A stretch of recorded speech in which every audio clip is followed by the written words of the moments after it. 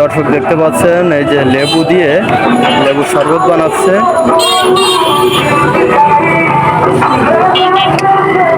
শরবতটা খুব সুন্দর করে বানাচ্ছে। এই যে এটা হচ্ছে ঝাঁকি দিচ্ছে, খুব সুন্দর করে ঝাঁকি দিল। লেবুর শরবত এই গরমে লেবুর শরবত কিন্তু খুবই উপকারী। আর এর ভিতরে আছে কি তুকমার দানা টানা কি কি আছে।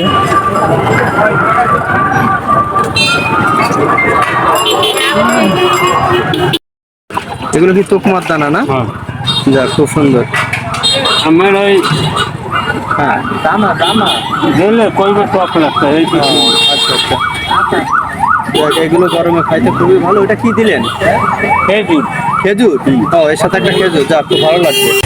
এর ভিতরে আপেল মালটা সব কিছু আছে, ঠিক আছে। দেখতেও যেমন ভালো, খাইতেও এরকম সুন্দর।